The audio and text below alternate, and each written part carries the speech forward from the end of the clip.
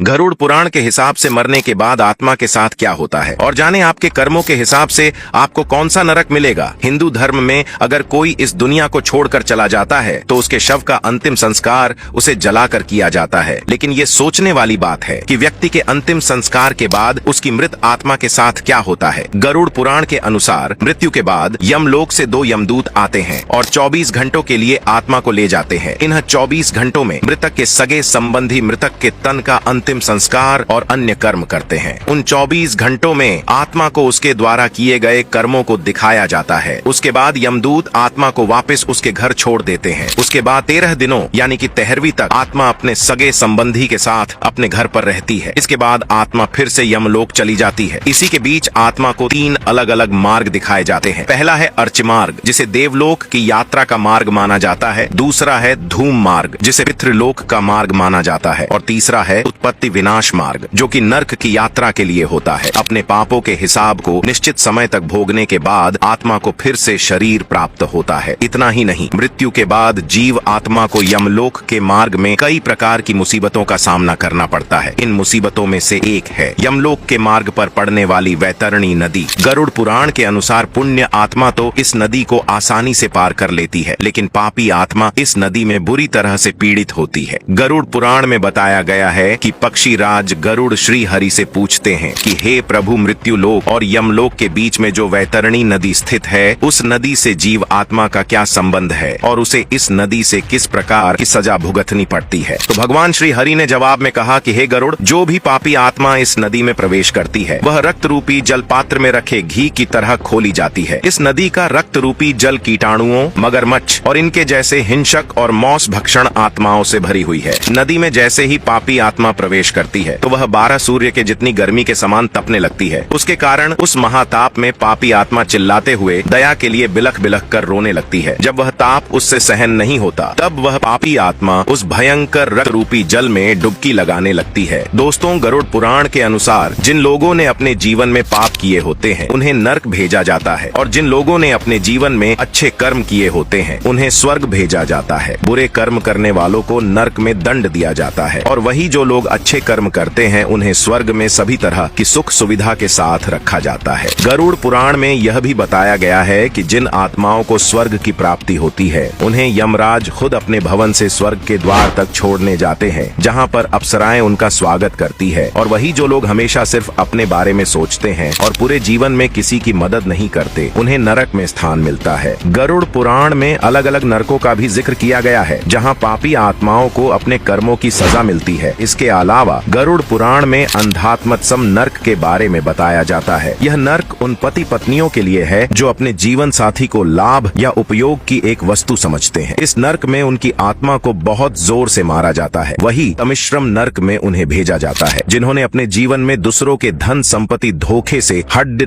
P होती है। इस नरक में उन्हें तब तक मारा जाता है जब तक वह बेहोश न हो जाए, और वापस होश में आ जाने पर फिर से मारा जाता है। यह सिलसिला तब तक जारी रहता है जब तक सजा का समय समाप्त न हो। और वहीं कुंभिपाकाम नर्क में उन लोगों को भेजा जाता है जो अपने शौक या स्वाद के लिए जानवरों की हत्या करते हैं। इस नरक में उन्हें खोलते तेल में उबालकर उन्हें उनके कर्मों की सजा दी जाती है। वहीं असितापत्रम नरक वो लोग प्रवेश करते हैं जो अपनी जिम्मेदारियां को निभाने से इनकार करते हैं। इस नरक में उनके शरीर में छेद किए जाते हैं जब तक वह बेहोश नहीं हो जाते। गरुड़ पुराण में कलसूत्रम नरक के बारे में भी बताया गया है। यहाँ पर उन लोगों को लाया जाता है जिन्होंने जीवन भर अपने बड़े बुजुर्गों का आदर सम्मान नहीं किया होता। इस नरक में बुरे कर्मों की सजा देने के लिए पापी आत्मा को अधिक गर्मी में रखा जाता है। यह सिलसिला तब चलता है जब तक उनकी सजा की सीमा खत्म नहीं हो जाती। अगर आपको हमारे द्वारा दी गई जानकारी पसंद आई हो तो वीडियो को लाइक और शेयर करना ना भूले।